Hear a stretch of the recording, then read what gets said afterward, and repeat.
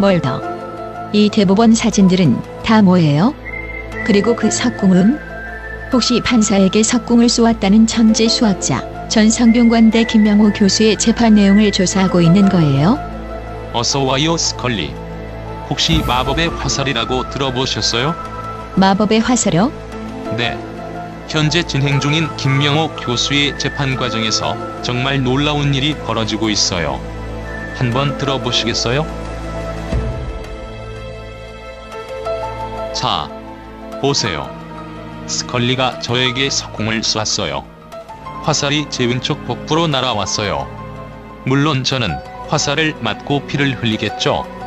제가 입고 있는 조끼까지 피가 묻었어요.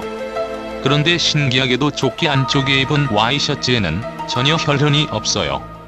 이게 어떻게 된 일일까요? 조끼까지만 화살이 들어갔나 보죠. 그러니까 마법의 화살이란 거죠. 와이셔츠 안에 입은 속옷엔 다시 피가 묻었어요. 조끼와 속옷에는 혈흔이 있는데 와이셔츠에는 혈흔이 없다? 멀더, 이건 말도 안 돼요. 진짜 화살 맞은 거 맞아요? 그러게요.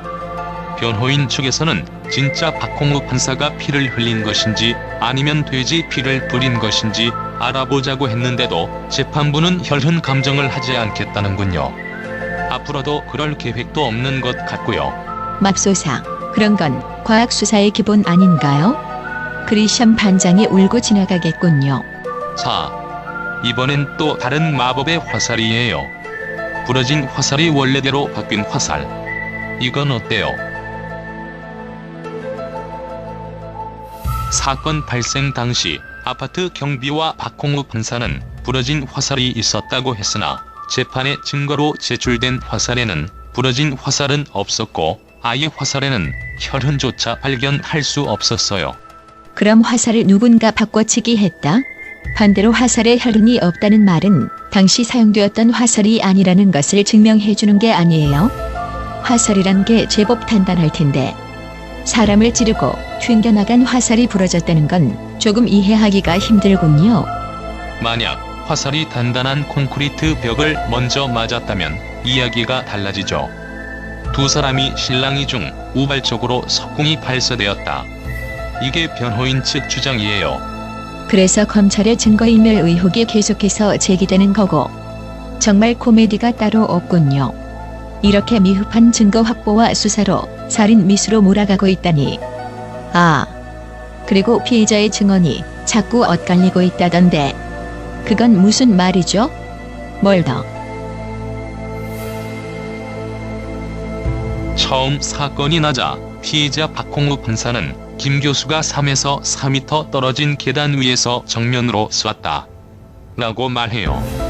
그러다가 다시 잘 기억이 안 난다고 진술을 번복해요. 왜 말 바꾸냐고 물으니까 당시 사건 수사 중이던 홍땡땡 경사가 의사의 말을 들어보니 화살에 꼽는 방향에 따라서 위치가 달라질 수 있다라는 말을 했다는 거예요.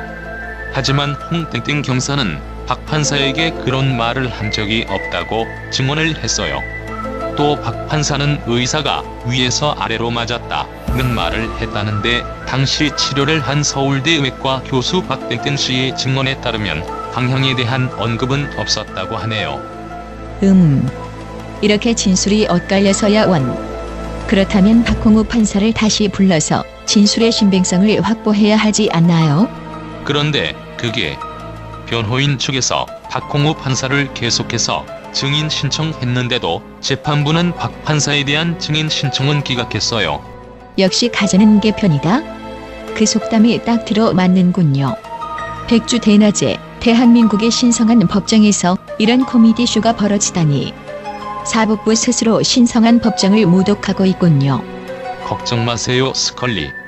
아무리 덮으려 해도 진실은 반드시 밝혀지게 되어 있어요. 국민들은 이 사건의 결과가 어떻게 나올지 주목하고 있을 거예요.